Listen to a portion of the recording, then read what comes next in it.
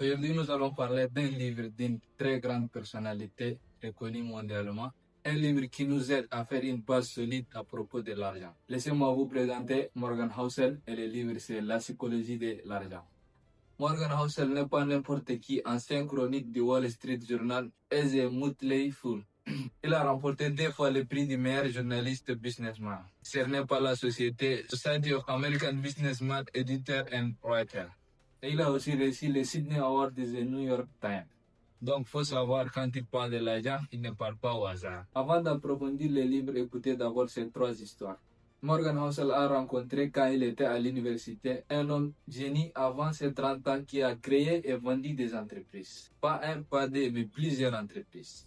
Il a eu un succès incroyable, mais sa manière de gérer l'argent diffère. Un jour, quand il s'ennuyait avec ses amis, il a envoyé un enfant en lui donnant de l'argent pour qu'il lui amène les pièces d'or de $1000. Pour faire quoi? Pour jeter à la mer et s'amuser avec ses amis. Les mêmes jeux qu'on jouait quand on était enfant en lançant des pierres sur les marigots, les lacs ou les cours d'eau. Pour voir qui va plus loin. Mais si ça te fait ici, il joue avec des pièces d'or de $1000. Une autre fois, quand il était allé dans un restaurant, il a cassé une ampoule par hasard et le propriétaire lui demande de payer facture de l'ampoule. Et l'ampoule vaut à $500. Il a sorti $5000 et donné au propriétaire du restaurant et lui dit qu'il ne me dérange plus. Il est du genre qui se fait remarquer.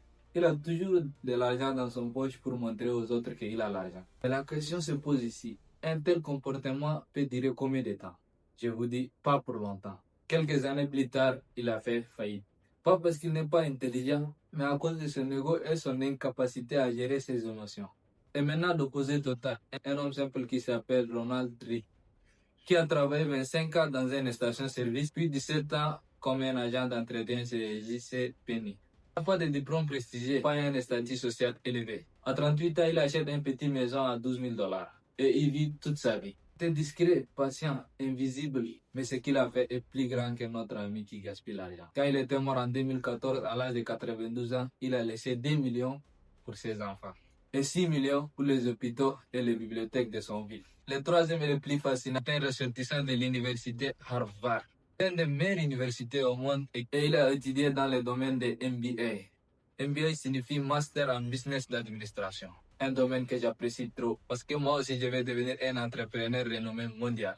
Richard Fiscon est un ancien cadre brillant, riche, respecté et il avait tout. Mais dans les années 2000, il a pris des dettes gigantesques pour agrandir sa maison. Une manoir gigantesque de 11 salles, des piscines, des ascenseurs et il dépense $90,000 mensuels. Et puis arrive la crise financière de 2008 et tout s'écroule. Plus de revenus, des dettes énormes. Ces maisons sont saisies une par une et il a fait faillite. Alors, posons-nous toujours cette question. Comment un homme sans diplôme comme Ronald Reagan peut finir plus stable, plus riche qu'un génie ou un diplômé de Harvard? La réponse est simple. L'argent n'est pas une question d'intelligence, mais c'est une question de comportement. Comment tu gères, comment tu dépenses, comment tu le multiplies, comment tu le détruis. Et c'est exactement ce qu'on va expliquer dans ce livre de Morgan Housel. Il a écrit ce livre pendant 10 ans en observant les autres et surtout après la crise économique de 2008. Il a compris une chose, bien gérer l'argent, c'est pas savoir calculer. C'est savoir se contrôler. Dans ce livre, tu trouveras pas seulement des conseils pour devenir riche, mais aussi tu vas apprendre comment gérer ton argent. Comment éviter les erreurs qui te détruisent tout au long du chemin. Comment rester riche, pas seulement devenir. Et Morgan Housel, il a pris son diplôme juste avec la crise économique de 2008. On te dit demain tu vas avoir ton diplôme et demain est la crise économique.